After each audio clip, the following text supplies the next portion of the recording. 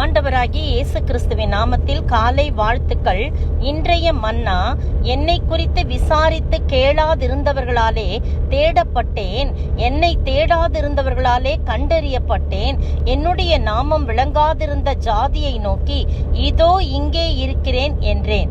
ஏசாயா 65:1. எத்தனை அருமையான வார்த்தை பாருங்க. இந்த வார்த்தையை படிக்க படிக்க நம்முடைய உள்ளம் எல்லாம் மிகுந்த அன்பினாலே, ஆண்டவருடைய அன்பினாலே பொங்கி வழிகிறதல்லவா. நீங்க திரும்பவும் என்னுடைய விளக்கத்தை சொல்றேன். என்னை குறிச்சு எதுவுமே விசாரிச்சு நீங்க கேட்டதே கிடையாது, ஆனாலும் உங்களால நான் தேடப்பட்டேன் பாருங்க. அடுத்தது, என்னை தேடாதிருந்தவர்களாலே, என்னை தேடவே இல்லை யாருமே, ஆனா உங்களால நானே கண்டறியப்பட்டேன். தேடவே இல்லை, ஆனா எப்படியோ உங்களால நான் கண்டறியப்பட்டேன். என்னுடைய நாமம் விளங்காதிருந்த ஜாதியை நோக்கி, என்னுடைய நாமத்தை பத்தியே ஒண்ணுமே புரியாது அவங்களுக்கு, ஆனா அப்படிப்பட்ட ஜாதியை நோக்கி நான் என்ன சொல்றேன், இதோ இங்கே இருக்கிறேன் என்றேன். எவ்வளவு அருமையான ஆண்டவர் பார்த்தீங்களா.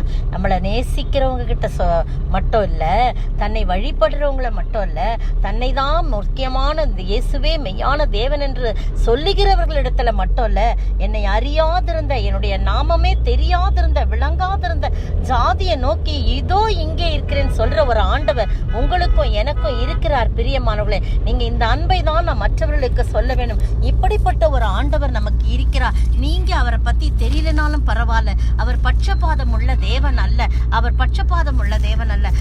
யார் எப்படி இவங்க அப்படி இப்படிலாம் இல்லை.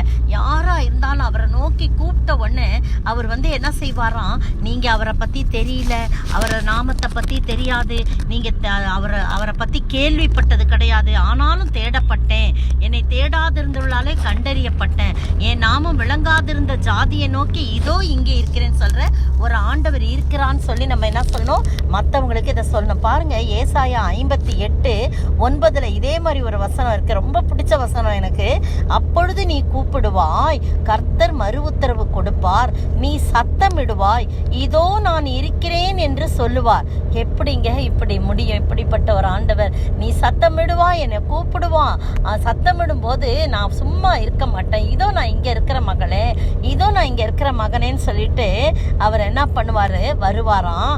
அது மட்டும் இல்ல, அதை தொடர்ந்து வசனம் பாருங்க. நுகத்தடியையும் விரல் நீட்டுதலையும் நிபச்சொலையும் நீ உன் நடுவிலிருந்து அகற்றி அப்படின்னு சொல்லிட்டு நிறைய காரியம் சொல்ல. பசி உள்ள இடத்துக்கும் உன் ஆத்மாவை சாய்த்து, சிறுமைப்பட்டவர்களுக்கும் உன் ஆத்மாவை திருப்தி ஆக்கினால், அப்பொழுது இருளில் உன் வெளிச்சம் உதித்து உன் அந்தகாரம் மத்தியானத்தை போலாக்கும் நிறைய சொல்றார். அது நமக்கு இன்னைக்கு வேண்டாம். இதோ நான் இருக்கிறேன் என்று சொல்லுகிற ஆண்டவர் நம்மோடு கூட இருக்கு. இதோ நான் இங்கதான்ப்பா இருக்கிறேன், நீ பயப்பட வேணாம், நான் எங்கேயும் போலப்பா, நான் இங்கதான் இருக்கிறேன், நீ எப்ப கூப்பிட்டாலும் நான் உடனே நான் வருவேன், பக்கத்துல உன் அருகிலேயே இருக்கிறேன், பக்கத்துல மட்டும் இல்ல, நான் சொல்லிட்டு உடனே வருவேன் உங்ககிட்ட, இதோ நான் இருக்கிறேன் என்று சொல்லி. இப்படிப்பட்ட ஒரு ஆண்டவரை நாம் கொண்டிருக்கும் போது எந்த பிரச்சனை இருந்தாலும், எந்த சூழ்நிலையில, எந்த விதமான காரியங்கள் நமக்கு சாதகமற்ற சூழ்நிலைகளா இருந்தாலும் ஆண்டவரை நோக்கி கூப்பிட்டு பாருங்கள். ஆண்டவர் என்ன சொல்லுவார், உடனடியாக இதோ நான் இருக்கிறேன் என்று சொல்லி நமக்கு பதில் கொடுக்கிற ஆண்டவராக இருக்கிறார். அவரை நோக்கி கூப்பிடுவோமா? ஜெபிப்போம். கூப்பிடு நீ பதில் கொடுப்பார், குறைகள் எல்லாம் நிறைவாக்குவார், உண்மையாக தேடுவோரின் உள்ளத்தில் வந்திடுவார். கொண்டாடுவோம் கொண்டாடுவோம், கவலைகள் மறந்து நாம் பாடுவோம். ஸ்தோத்திரிக்கிற ஆண்டவரே, துதிக்கிற ராஜா, வாழ்த்துகிற வணங்கிறப்பா, நீர் எத்தனை பெரிய ஆண்டவர். ஆண்டவரே, எந்த நேரத்தில் நாங்கள் கூப்பிட்டாலும் உடனே இதோ நான் இருக்கிறேன்னு சொல்ற ஒரு ஆண்டவர் எங்களுக்கு இருக்கிறேன். இது போதும் ஆண்டவரை. யார் அப்படி சொல்ல முடியும்? ஒரு கணவனிடத்துல, மனைவி இடத்துல கணவன் சொல்லுவார், எப்பாவது ஒரு நாள்ல நான் இருக்கிறேன் அப்படின்னு சொல்லுவாங்க, ஆனால் அதெல்லாம் நிரந்தரமானது கிடையாது. மனைவி சொல்லுவான், நான் இருக்கேங்கன்னு சொல்லுவாங்க, ஆனால் அதெல்லாம் நிரந்தரமானது கிடையாது. என் ஆண்டவர் மட்டும்தான் நிரந்தரமானவர். ஆண்டவரே, இதோ இருக்கிறேன் என்று சொல்றவர் எங்களை விட்டு கடந்து போகாம எங்களோட கூட இருந்து என்னுடைய பிரச்சனையில விடிவு கொடுக்கிற ஆண்டவராக இருக்கிறார். அப்படிப்பட்ட ஆண்டவர் எங்களோடு கூட இருக்கிற பண்ணாலே ஸ்தோத்திரிக்கிறோம். எல்லா துதி கனம் மகிமையா ஒருவருக்கே செலுத்துகிறோம். நேசிக்கிற இயேசு கிறிஸ்துவின் விலையேறப்பட்ட நாமத்துல ஜெபிக்கிறேன் பிதாவே, ஆமேன். நேற்றைய பதில், சுவிசேஷத்திற்காக சங்கிலியால் கட்டப்பட்டிருக்கிற ஸ்தானாபதியாகிய நான், அதை பவுல் யாருன்னா பவுல், அதை பற்றி பேச வேண்டியபடி தைரியமாய் பேசுவேன். எபேசியர் 6:19. இன்றைய கேள்வி, இயேசு கிறிஸ்துவின் எதினாலே உங்கள் எல்லார் மேலும் எவ்வளவோ எப்படி இருக்கிறேன் என்பதற்கு யார் எனக்கு சாட்சி?